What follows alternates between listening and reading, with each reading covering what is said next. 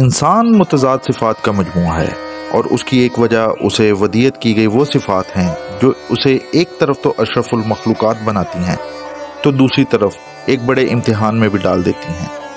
اللہ رب العزت کا کوئی شریک نہیں، لیکن انسان کے تو اربوں شریک اس کرۂ ارض پہ رہتے ہیں، اس لیے انسان کو کئی صفات کے اظہار سے منع فرمایا گیا ہے۔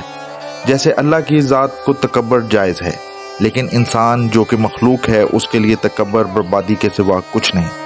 اسی طرح اللہ جو امر فرماتا ہے وہ خیر ہے، مگر انسان کو ہر عمل میں اس بات کا خیال رکھنا ہوتا ہے کہ وہ عمل منشائے ربوی کے مطابق ہو، کیونکہ اگر عمل منشائے ربوی کے مطابق نہیں ہوگا تو وہ شر ہوگا۔ عزازیل یا ابلیس منشائے ربی کے خلاف کیا، اسی لیے شریر کہلایا اور شیطان بنا۔ انسان ڈرتا کیوں ہے؟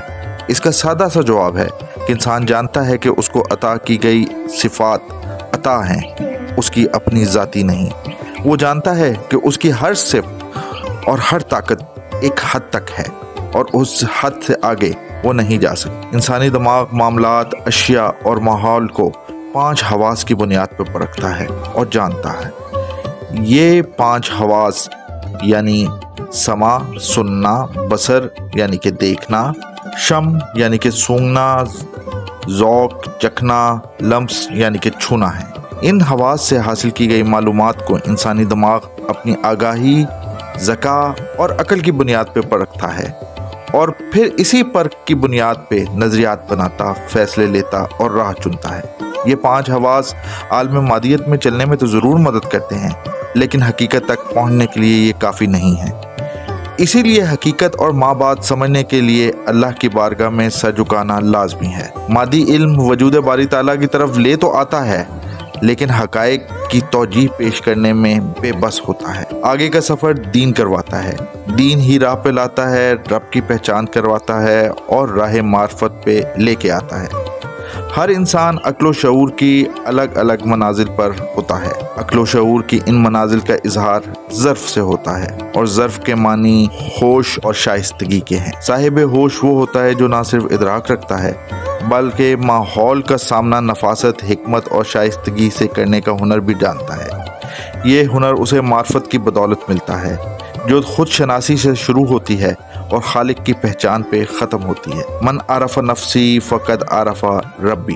معرفت کے بھی بعض الگ الگ مقام ہوتے ہیں، جن میں سب سے اونچا مقام مقام عبد کہلاتا ہے۔ بقول جگر مراد آبادی، جلوہ بقدر ظرف نظر دیکھتے رہے، کیا دیکھتے ہم ان کو مگر دیکھتے ہی رہے۔ بابا یحییٰ خان اردو کے مشہور مصنف ہیں۔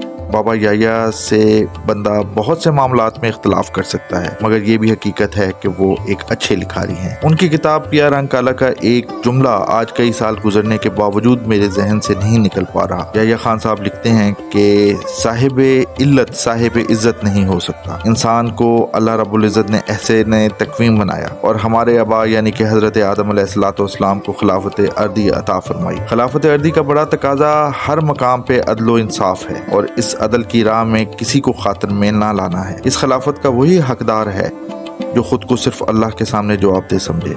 خلافت ارضی ان کو ملتی ہے جو معرفت کی منازل طے کرتے ہیں، منشاء ربوی سمجھتے ہیں اور خود کو اس سانچے میں ڈھال لیتے ہیں جو مالک کو پسند ہو، جو دنیا اور کائنات کے نظاروں میں گم ہونے کی بجائے مظاہر فطرت پہ غور کرتے ہیں، شگر بجا لاتے ہیں اور بندگی اختیار کرتے ہیں۔ صاحب علت کبھی صاحب عزت نہیں ہوتا، علت کبھی منزل پہ یکسو ہونے ہی نہیں دیتی۔ احسن تقویم جب باقی کو چھوڑ کر فانی کی غلامی قبول کرتا ہے تو اپنے لیے رسوائی کا سودا کرتا ہے۔ انسان جسے احسن تقویم پکارا گیا، علت کی غلامی میں اسفل السافلین کی صف میں شامل ہو جاتا ہے۔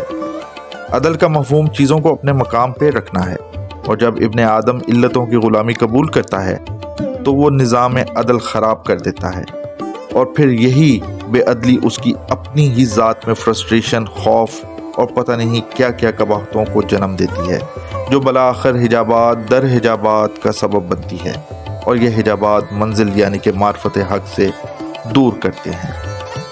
انسان کو گمان ہے کہ طاقت اصل شے ہے، دولت، جسمانی طاقت، سیاسی اور کسی بھی طرح کی طاقت ہی اس کو دنیا میں مقام عطا کرتی ہے، لیکن کیا یہ گمان حقیقت ہے یا بذات خود حجاب؟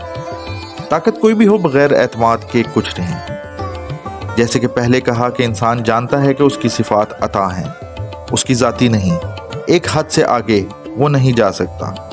دنیا میں اور آخرت میں کامیابی کی سیڑھی مستقل مزاجی اور حوصلہ مندی ہے۔ مادی طاقت حوصلوں کے سامنے زچ ہو جاتی ہے، اور حوصلے اعتماد کی دین ہے۔ اعتماد اگر خود اعتمادی ہو تو ایک حد سے آگے نہیں جا سکتا، اور اگر یہی اعتماد اپنے معبود پہ ہو تو لامحدود ہے۔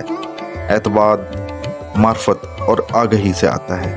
معرفت ذات جب معرفت ربی تک پہنچ جاتی ہے تو خلافت عرضی کی منزل سامنے آ جاتی ہے۔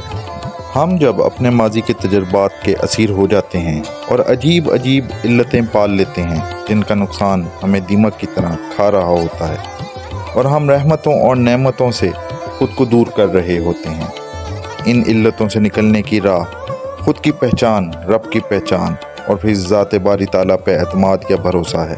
ہم اکثر کم ہمتی کی وجہ سے وہ مار کے ہار جاتے ہیں جن کو جیتنا اتنا ہی آسان ہے جتنا ہم ان کو مشکل سمجھ رہے ہوتے ہیں۔ ہم علتوں میں پھنسے اپنے افریتوں میں خود رنگ اور زندگی بھرتے ہیں، اور پھر ان کے خونی پنجوں سے ہلاک ہو جاتے ہیں۔ اللہ ہمیں اپنی ذات کی معرفت عطا فرمائے تاکہ ہم اپنی پیدائش اور وجود کے مقاصد حاصل کر سکیں اور اپنے مہربان رب، اپنے خالق کی رضا پا سکیں۔ آمین ثم آمین۔